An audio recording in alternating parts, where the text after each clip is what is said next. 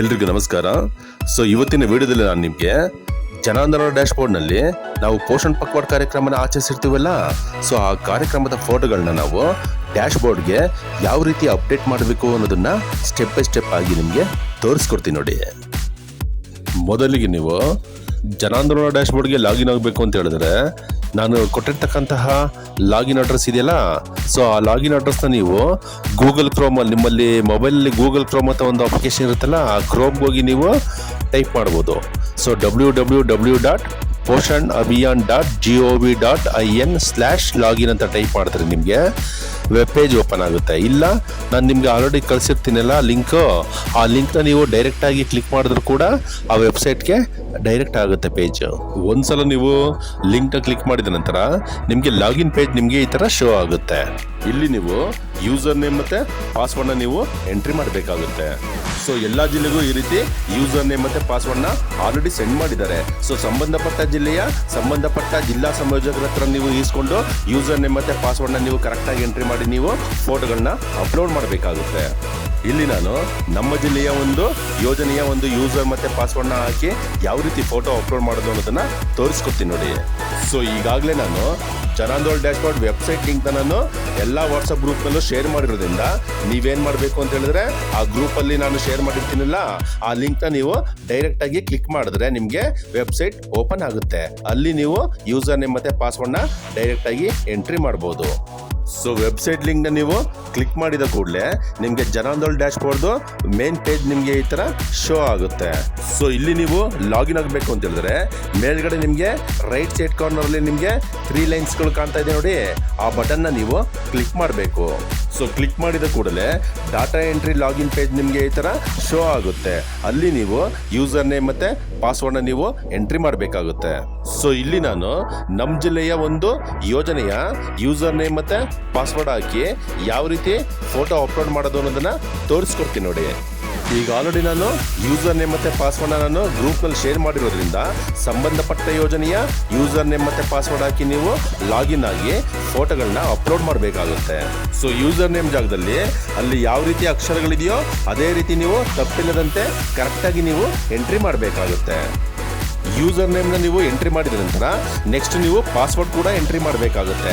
Password ಯಾವ ರೀತಿ ಇರುತ್ತೆ ಅಂತ ಹೇಳಿದ್ರೆ ಯೂಸರ್ ನೇಮಲ್ಲಿ ನೀವು ಏನು ಟೈಪ್ ಮಾಡಿರ್ತೀರೋ ಸೇಮ್ ಪಾಸ್ವರ್ಡ್ ಕೂಡ ಅದನ್ನೇ ನೀವು ಟೈಪ್ ಮಾಡಬೇಕಾಗುತ್ತೆ ತಪ್ಪಿಲ್ಲದಂತೆ. ಯೂಸರ್ ನೇಮ್ ಮತ್ತು ಪಾಸ್ವರ್ಡ್ನ ನೀವು ಕರೆಕ್ಟಾಗಿ ಎಂಟ್ರಿ ಮಾಡಿದ ನಂತರ ಕೆಳಗಡೆ ನಿಮಗೆ ಬ್ಲೂ ಕಲರಲ್ಲಿ ಲಾಗಿನ್ ಅಂತ ಕಾಣ್ತಾ ಇದೆಯಲ್ಲ, ಆ ಬಟನ್ನ ನೀವು ಕ್ಲಿಕ್ ಮಾಡಬೇಕು. ಕ್ಲಿಕ್ ಮಾಡಿದ ಕೂಡಲೇ ನಿಮಗೆ ಆಕ್ಟಿವಿಟಿ ಪಾರ್ಟಿಸಿಪೇಷನ್ ಫಾರ್ಮ್ ನಿಮಗೆ ಈ ಥರ ಶೋ ಆಗುತ್ತೆ. ಮೊದಲನೇ ಕಾಲಮಲ್ಲಿ ನಿಮಗೆ ಗ್ರೂಪ್ ಅಂತ ಕಾಣ್ತಾ ಇದೆ ನೋಡಿ, ಆ ಗ್ರೂಪ್ ಅನ್ನೋ ಜಾಗದಲ್ಲಿ ಪೋಷಣ್ ಪಕ್ವಾಡ್ ಅಂತ ಅದು ಆಲ್ರೆಡಿ ಡಿಫಾಲ್ಟ್ ಆಗಿ ಸೆಲೆಕ್ಟ್ ಆಗಿರುತ್ತೆ. ನೀವು ಅದನ್ನ ಸೆಲೆಕ್ಟ್ ಮಾಡ್ಕೊಳ್ಳೋ ಅವಶ್ಯಕತೆ ಇರೋದಿಲ್ಲ, ಅದು ಆಲ್ರೆಡಿ ಡಿಫಾಲ್ಟ್ ಆಗಿ ಪೋಷಣ್ ಪಕ್ವಾಡ್ ಅಂತ ತೋರಿಸುತ್ತೆ. ನೀವು ಅದನ್ನ ಸೆಲೆಕ್ಟ್ ಮಾಡ್ಕೊಳ್ಳೋ ಅವಶ್ಯಕತೆ ಇರೋದಿಲ್ಲ.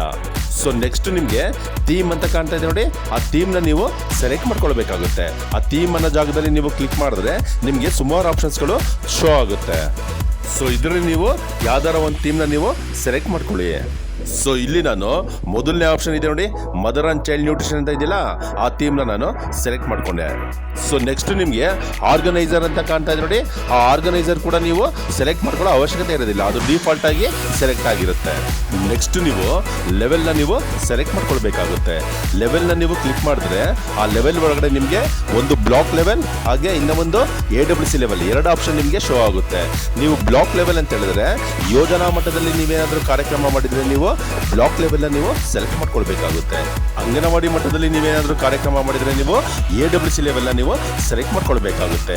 ನೀವು ಅಂಗನವಾಡಿ ಕಾರ್ಯಕರ್ತೆಯರು ನೀವು ಲಾಗಿನ್ ಆಗಿ ನೀವು ಫೋಟೋ ಅಪ್ಲೋಡ್ ಮಾಡಬೇಕಾದ್ರೆ ನೀವು AWC ಲೆವೆಲ್ನ ನೀವು ಸೆಲೆಕ್ಟ್ ಮಾಡಿಕೊಂಡು ಫೋಟೋ ಅಪ್ಲೋಡ್ ಮಾಡಬೇಕಾಗುತ್ತೆ.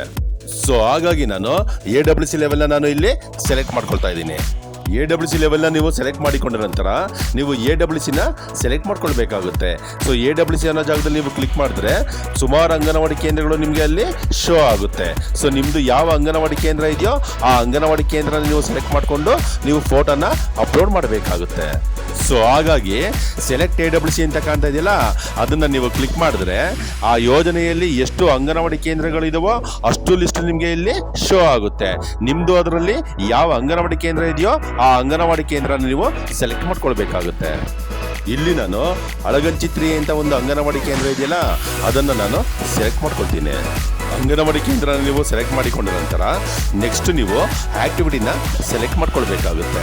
ಆಕ್ಟಿವಿಟಿನ ನೀವು ಕ್ಲಿಕ್ ಮಾಡಿದ ಕೂಡಲೇ ಅದ್ರ ಒಳಗಡೆ ಸುಮಾರು ಆಕ್ಟಿವಿಟಿ ಆಪ್ಷನ್ಸ್ಗಳು ನಿಮಗೆ ಶೋ ಆಗುತ್ತೆ. ಸೊ ಆ ದಿನದಂದು ನೀವು ಯಾವ ಆಕ್ಟಿವಿಟಿನ ನೀವು ಮಾಡಿರ್ತೀರೋ ಆ ಆಕ್ಟಿವಿಟಿನ ನೀವು ಸೆಲೆಕ್ಟ್ ಮಾಡ್ಕೊಳ್ಳಿ. ಸೊ ಇಲ್ಲಿ ನಾನು ಒಂದು ಆಕ್ಟಿವಿಟಿನ ಸೆಲೆಕ್ಟ್ ಮಾಡ್ಕೊಳ್ತಾ ಇದ್ದೀನಿ. ಡೆಮೋನ್ಸ್ಟ್ರೇಷನ್ ಆಫ್ ಹೆಲ್ದಿ ರೆಸಿಪಿ ಅಂತ ಒಂದು ಆಕ್ಟಿವಿಟಿ ಕಾಣ್ತಾ ಇದೆಯಲ್ಲ ಅದನ್ನು ನಾನು ಸೆಲೆಕ್ಟ್ ಮಾಡ್ಕೊಳ್ತೀನಿ. ನೆಕ್ಸ್ಟ್ ನೀವು ಈವೆಂಟ್ ಡೇಟ್ನ ನೀವು ಸೆಲೆಕ್ಟ್ ಮಾಡ್ಕೊಳ್ಬೇಕಾಗುತ್ತೆ. ಅಂದರೆ ನೀವು ಯಾವ ದಿನ ಕಾರ್ಯಕ್ರಮ ಮಾಡಿದ್ರಿ ಆ ದಿನದ ಡೇಟನ್ನು ನೀವು ಸೆಲೆಕ್ಟ್ ಮಾಡ್ಕೊಳ್ಬೇಕಾಗುತ್ತೆ. ಸೊ ಆ ಡೇಟ್ ಅನ್ನೋ ಜಾಗದಲ್ಲಿ ನೀವು ಕ್ಲಿಕ್ ಮಾಡಿದ ಕೂಡಲೇ ಕ್ಯಾಲೆಂಡರ್ ನಿಮಗೆ ಈ ಥರ ಶೋ ಆಗುತ್ತೆ. ಸೊ ನೀವು ಯಾವ ದಿನದ ಕಾರ್ಯಕ್ರಮ ಮಾಡಿದಿರೋ ಆ ಡೇಟ್ನ ನೀವು ಸೆಲೆಕ್ಟ್ ಮಾಡ್ಕೊಳ್ಳಿ. ಸೊ ನೆಕ್ಸ್ಟ್ ನೀವು ಪಾರ್ಟಿಸಿಪೇಷನ್ ಡೀಟೇಲ್ಸ್ನ ನೀವು ಎಂಟ್ರಿ ಮಾಡಬೇಕಾಗುತ್ತೆ. ಅಂದರೆ ಆ ಅಂಗನವಾಡಿ ಕೇಂದ್ರದಲ್ಲಿ ನೀವು ಕಾರ್ಯಕ್ರಮ ಮಾಡಿರ್ತೀರಲ್ಲ ಆ ಕಾರ್ಯಕ್ರಮಕ್ಕೆ ಎಷ್ಟು ಜನ ಬಂದಿದ್ರು ಅನ್ನೋದನ್ನ ನೀವು ನಂಬರ್ನ ನೀವು ಇಲ್ಲಿ ಎಂಟ್ರಿ ಮಾಡಬೇಕಾಗುತ್ತೆ.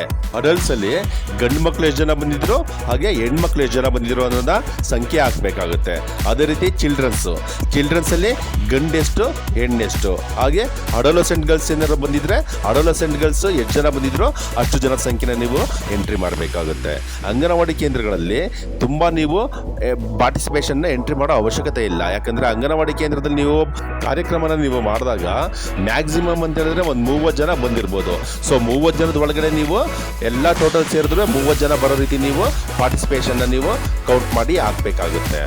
ಒಂದು ವೇಳೆ 30 ಜನಕ್ಕಿಂತ ಜಾಸ್ತಿ ಬಂದಿದ್ರು ಕೂಡ ನೀವು ಇಲ್ಲಿ ಎಷ್ಟು ಜನ ಬಂದಿರ್ತಾರೋ ಅಷ್ಟು ಜನ ಸಂಖ್ಯೆನ ನೀವು ಹಾಕ್ಬೋದು.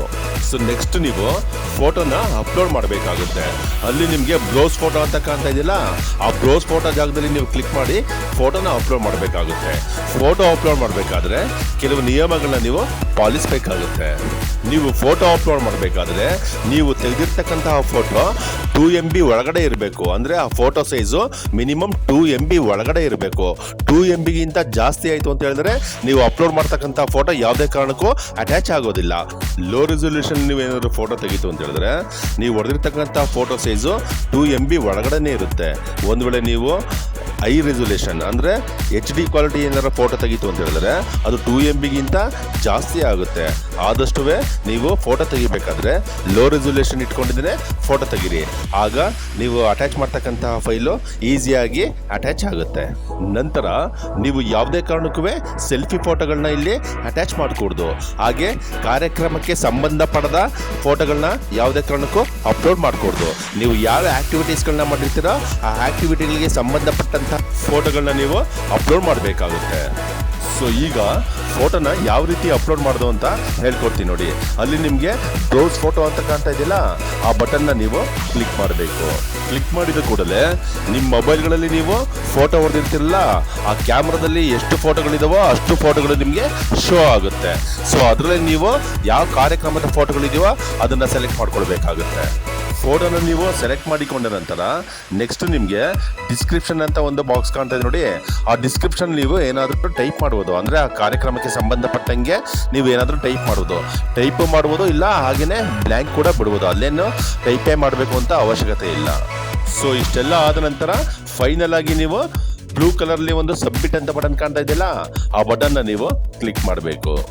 ಕ್ಲಿಕ್ ಮಾಡಿದ ಕೂಡಲೇ ನೀವು ಹಾಕಿರ್ತಕ್ಕಂತಹ ಎಲ್ಲ ಇನ್ಫಾರ್ಮೇಷನ್ ಸಕ್ಸಸ್ಫುಲಿಯಾಗಿ ಸಬ್ಮಿಟ್ ಆಗಿದೆ ಅಂತ ನಿಮಗೆ ಈ ಥರ ಮೆಸೇಜ್ ಶೋ ಆಗುತ್ತೆ. ಅಲ್ಲಿಗೆ ನೀವು ಫೋಟೋನ ಸಕ್ಸಸ್ಫುಲಿಯಾಗಿ ಸಬ್ಮಿಟ್ ಮಾಡಿದ್ರಿ ಅಂತ ಅರ್ಥ. ಸೊ ಅಲ್ಲಿಗೆ ನೀವು ಒಂದು ಆಕ್ಟಿವಿಟಿನ ಸಕ್ಸಸ್ಫುಲಿಯಾಗಿ ಕಂಪ್ಲೀಟ್ ಮಾಡಿದ್ರಿ ಅಂತ ಅರ್ಥ. ಸೊ ಇದೇ ರೀತಿ ನೀವು ಪ್ರತಿದಿನ ಒಂದು ಆಕ್ಟಿವಿಟಿ ಅಲ್ಲದೆ 4 ಆಕ್ಟಿವಿಟಿನೂ ಕೂಡ ನೀವು ಅಪ್ಲೋಡ್ ಮಾಡ್ಬೋದು.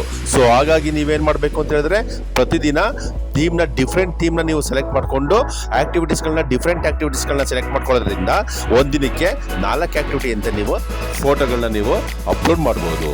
ಈ ವಿಡಿಯೋ ನೋಡಿದ ಎಲ್ಲ ಅಂಗನವಾಡಿ ಕಾರ್ಯಕರ್ತೆಯರಿಗೂ ಧನ್ಯವಾದಗಳು. ಇನ್ನೂ ಈ ರೀತಿ ಹೆಚ್ಚಿನ ವಿಡಿಯೋಗಳನ್ನ ನೀವು ನೋಡಬೇಕು ಅನ್ನೋದಾದರೆ ನನ್ನ ಯೂಟ್ಯೂಬ್ ಚಾನಲ್ಗೆ ಭೇಟಿ ನೀಡಿ, ಸಬ್ಸ್ಕ್ರೈಬ್ ಆಗಿ, ನಾನು ಹಾಕಿರ್ತಕ್ಕಂತಹ ಪ್ರತಿಯೊಂದು ವಿಡಿಯೋಗಳಿಗೂ ಲೈಕ್ ಮತ್ತು ಶೇರ್ ಮಾಡಿ, ಕಮೆಂಟ್ ಮಾಡ್ಕೋಬೇಕಾಗಿ ನಾನು ಎಲ್ರಿಗೂ ಕೇಳ್ಕೊಳ್ತೇನೆ.